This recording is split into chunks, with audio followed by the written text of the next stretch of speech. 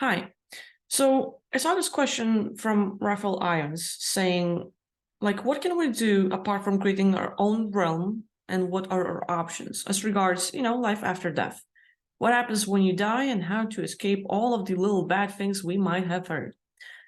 So, first of all, our perception is super strong. The way we see reality and understand it and what we give meaning to is everything in this game of Matrix. So if we believe that there are other parties, like let's say, okay, um, you read books, you listen to videos and various podcasts and people, you hear so many opinions of what can happen when you die that you're not so sure what to do. And so, okay, like religion, hell and heaven, okay, we can sin, and then how do we avoid going to hell or the purgatory or all the other places that are scary to us, and how do we avoid that life review thing, right? So it all depends on what kind of meaning and power we give to the beings that we can encounter, and it's not necessarily that we are gonna encounter them, but we believe, and if we believe that we will, well, we're gonna attract that.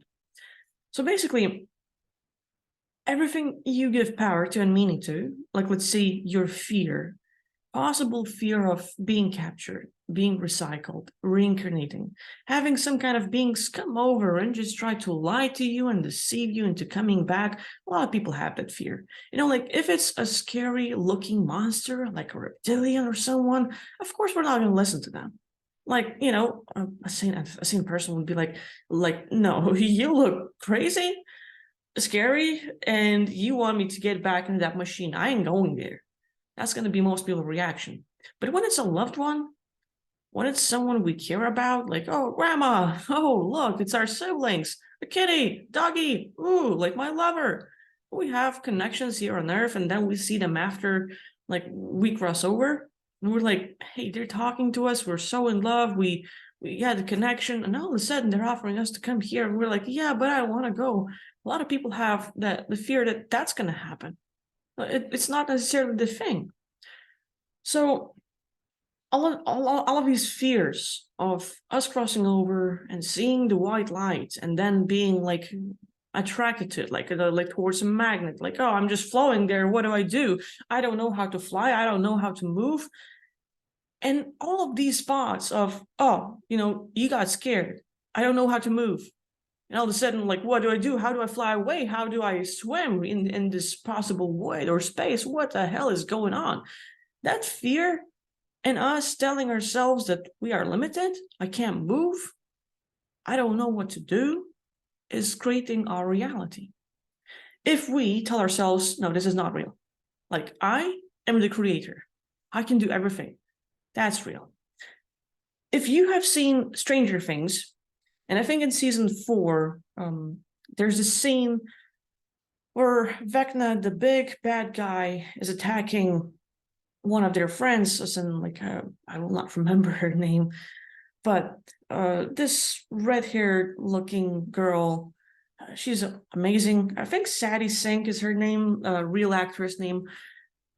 And Vecna is imposing his own reality. And if she buys into it, like, oh, there's this, crazy classroom or hall room, and it's all scary and I'm limited and I cannot escape, or she is in Vecna's world where she's tied up with all those tentacles and she's like, okay, I'm done. And she's about to give up. If we buy into that reality of white light, reptilians, loved ones trying to get us back here, into recycling, soul traps, and every possible scary story that you've heard that might be limiting, that might get you back here, we are buying into someone else's reality and we are allowing them to create that, and we are playing along by giving up. And like Sadie Sink did in Stranger Things, as in, well, she would close her eyes and her friends put their headphones and she was listening to her favorite song, Kate Bush, Running Up That Hill. And she could remember every single moment, the good ones that had happened with her friends, the love, being connected to, being cared about, having fun. And you would look into your life or possibly make stuff up. If nothing good happened in this life, you would look at your dreams like, oh, me petting a tiger. And I would love that so much.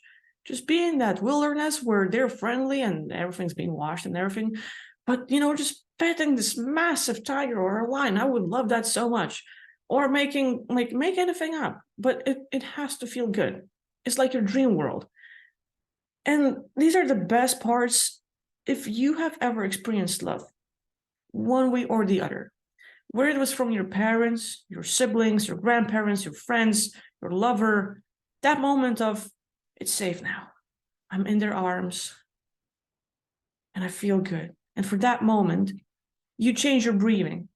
Like, when you're panicking, it's all stressful and you're like, you're different. But when you're in love, it slows down. You breathe deeper, you relax, and you buy into that memory of how good it felt, the safety, the joy of finally, I have what I want. This is my dream coming true. The person I want to spend the rest of my life with. And you would go through all of these feeling states, but when it's love, when you're safe, when you have everything you want, if you have ever experienced that moment, if you just go into that memory of how good it felt and allow yourself for a few seconds to be there, to feel that, to remind yourself how good it can be, you are shifting into creation. You're shifting into, it's safe. I'm in control. I can do anything.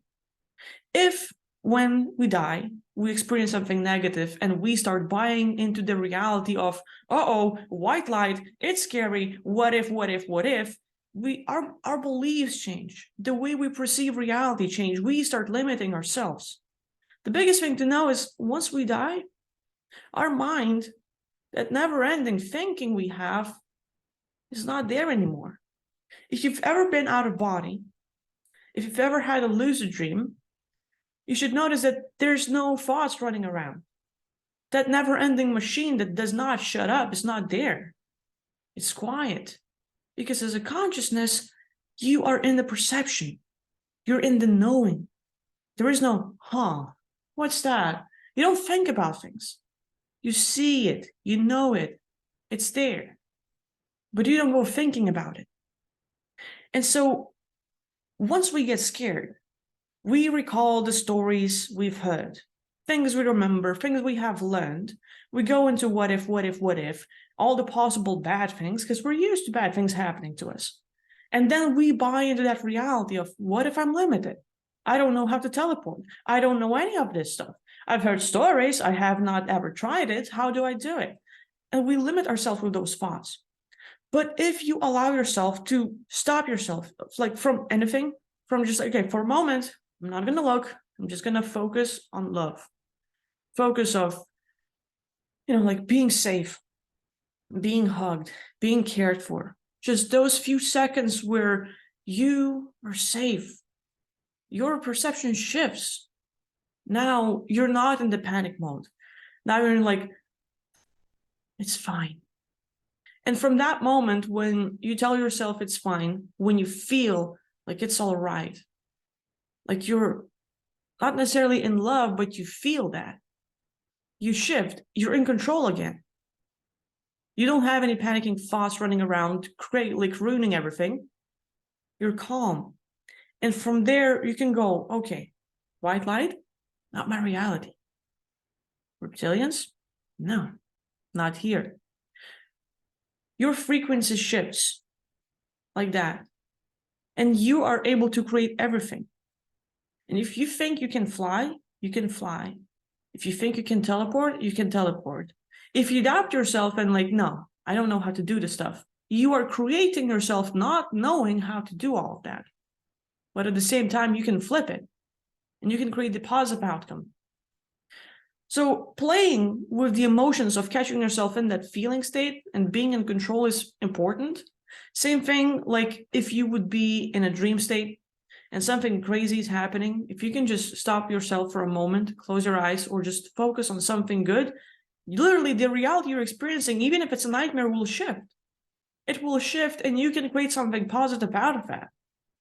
any crazy nightmare you have with the most pure evil beings, or the feeling state you pick up from there with the fear, any kind of crazy case scenario you might experience, if you in a lucid dream manage to stop that and for a moment focus on something positive, it's going to change.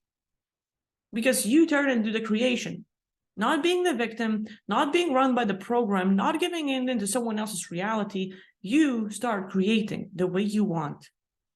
And everything shifts with love. I mean, it's probably the best feeling state I can pick up, but like just remembering the best joyous moments in your life where you had fun, where you were relaxed, where you were in control, where you were safe.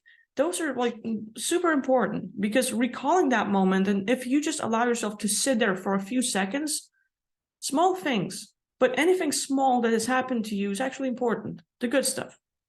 Maybe it's like talking to your grandparents and them, feeding you some yummy food, like, oh my God, my grandma cooks so good. And that alone, if I would just focus on my grandmother's food, all the love she puts in there, and like, wow, any food I can taste is fine, but hers, man, this is the best. And that alone is like, it doesn't matter what I'm experiencing, my grandma's freaking great. And all of a sudden, my reality shifts. So there's that. What you focus on, the importance you give, the control of your thoughts, the feeling state that you're in, will be in charge of everything. If you give in to fears, if you start buying into that reality of I cannot do anything, well, you're going to create that. But at the same time, you can flip into I can fly, I can teleport, I can move away. All the beings there, they're not there anymore. And you shift that reality. Now, another thing to focus on is that we have a bunch of tools. If you've ever played video games, if you've been into programming, you are the God creator being. You can create rules, if and then, right? So you have the settings and you can give yourself the best tools. Like, okay, I've heard about soul traps. I've heard about all of these beings that can capture me. Like, I'm scared. How do I avoid them? So you can literally give yourself this little computer screen on your hand, a little device like a phone. Boom, you just like think of, okay, I have a device on my hand. I have a phone or something. And it just shows me the map and everything around me, any possible entities, archons, beings that can, be dangerous to me, beings that can get in the way, beings that can try to deceive me. You can tell yourself what you will see on that phone. You create that. You give yourself the power. Same like in lucid dreaming, same like in out of body, you are the creator there. Our thoughts create everything. It's your reality. And it's important to not give any power to the scary stories we've heard. Like, knowing about those things is really good because you are aware of it. But you don't have to give the meaning or the power to it. Like, okay, I've talked about soul traps. Scary. It's like, okay, thanks, like, for bringing it up into my reality. Now I'm imagining a bunch of soul traps and it's ruining my thing. Okay, you can know about it, but now that you know, you can also avoid it. Okay, well, there's a soul trap. I'm just going to have a device on my phone, like a GPS or a little like app, and it's going to show every possible soul trap in my vicinity or anywhere in the multiverse, and I can avoid them. So there's that. You can give yourself tools. You can have the knowingness of what's going on, of what's out there, and then, okay, how do I counter it? Well, I'm going to have a device to show me where not to go. I will have a device to show me where are the good guys. Okay, where's the Pleiadians? Where's the Illyrians? Where's all the good races I've heard about? And you can go and like track them on your phone and go somewhere else. So there's that. Another important part in the afterlife is consciousness shifting, right? So we're thinking about, how do we move in that space? Do we fly? Do we swim? Do we walk? What the hell, So consciousness shifting, again, it's your perception. You're being in control of it. And where do you put yourself in that space? So in this life, you might have visited a location that felt really good. You might have been on the Hawaii beach. You might have been into the mountains or the forest, but you might have visited a location that felt like, wow, I would love to go there again. Having your favorite tree, your favorite garden, a place where you can relax and it just feels really good.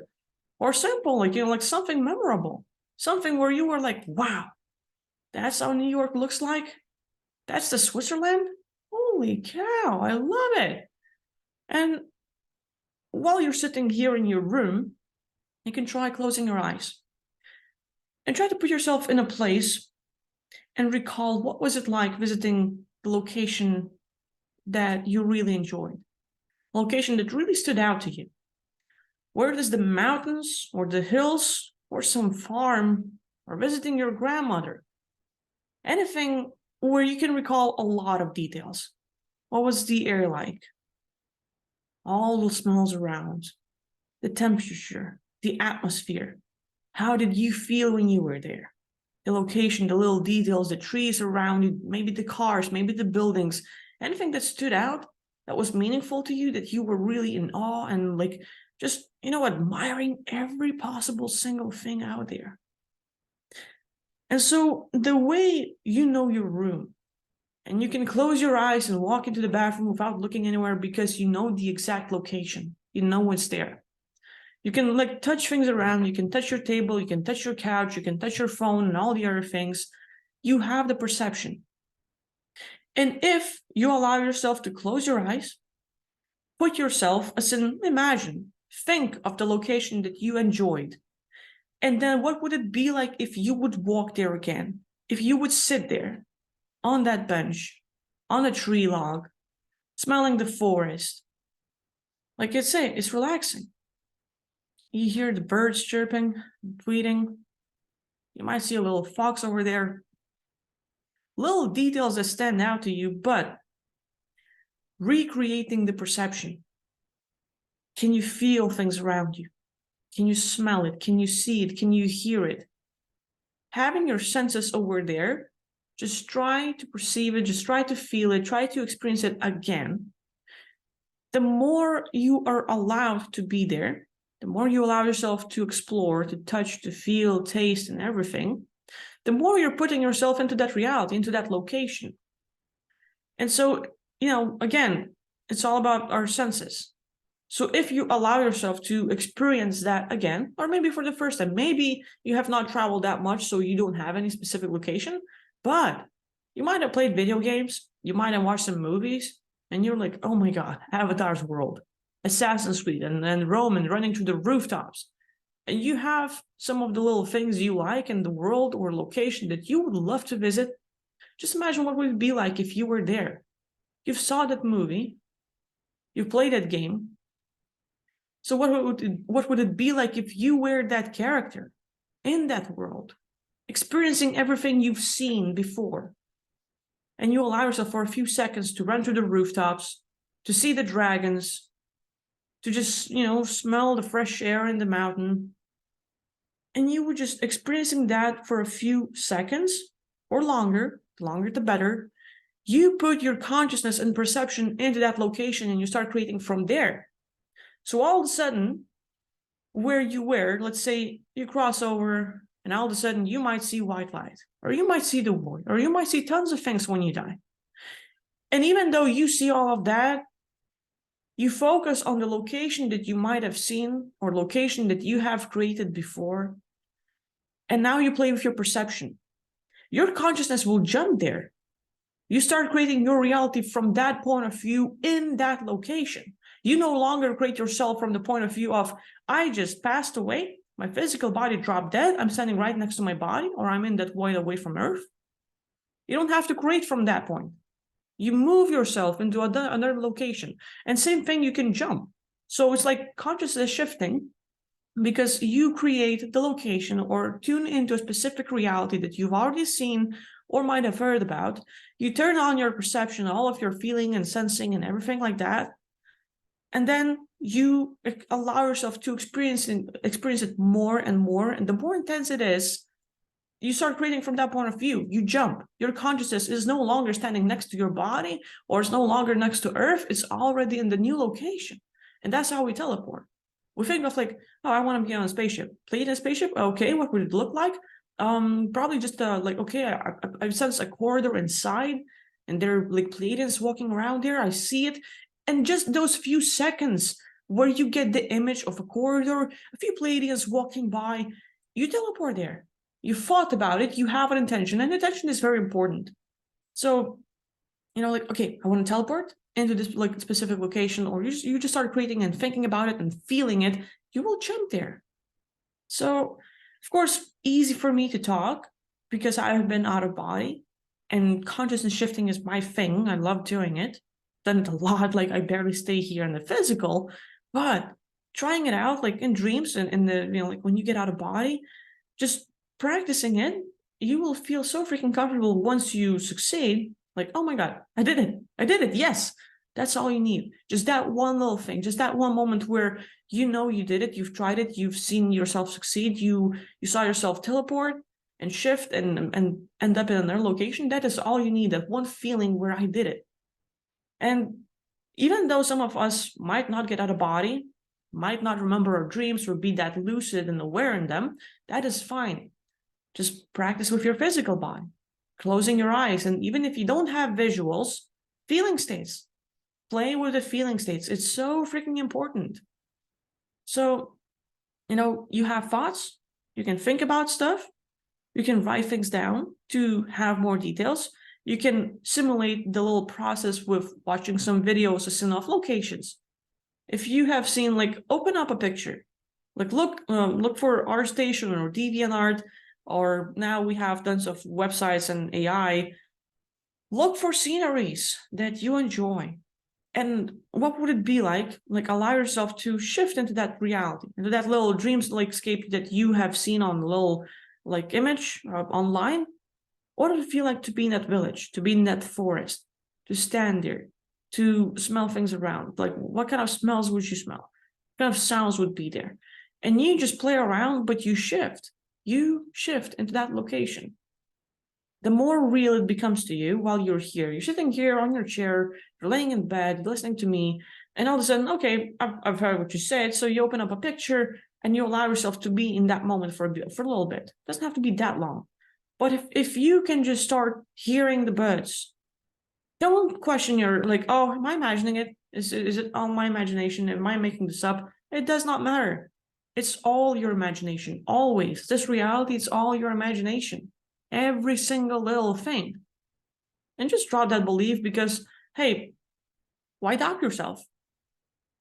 We're going to cross over. If you doubt yourself, am I just making this stuff up? Am I imagining that I can move? Well, yeah, you're imagining everything. And if you doubt yourself, you're going to be stuck. So give yourself that freedom to explore, freedom to feel and experience things for the first time or not. Maybe for 25,000, like who knows? But the feeling states are super important. So again, like I think like these are like probably the best things to focus on. Again, our thoughts and perceptions are super important, and we give power to what we focus on. If we get that state of I don't know what to do, I don't know how to move, I am stuck, and we feel that and we play with that feeling and we focus on it, yes, you are going to create yourself being limited. That's why it is important for us to have a grabbing point of safety where we might have experienced love, where we were happy, where we were safe. And then we can like, okay, grab onto that moment. Your feeling state changes. You're in the safety, you're in the creation, you're into, I'm relaxed, everything's fine. And from that moment, where your perception changes, where your feeling state changes, you can start focusing on creating a different reality, creating the abilities like I can fly, I can create, I can move, I can do anything. That change into from panic, from being afraid, from not knowing what to do, or like, oh, I'm stuck, into I'm safe, I can create. It's so important to catch yourself to not buy into someone else's reality or the perception they're dropping to you. And at any moment in time, even if you feel like you're like, okay, I'm being drawn to the white light, I can't move, I have like a bunch of reptilians close to me, I'm scared. In that moment, just grab yourself, right? And for a few seconds, focus on the positive, focus on the good experience you've had, and that will be enough for you to create. Not buying into someone else's perception and reality, not playing their games, you start creating. If you can just allow yourself to focus on love, that safety, the good feeling, like just hugging your cat or dog. And for that moment, like, I love this little guy.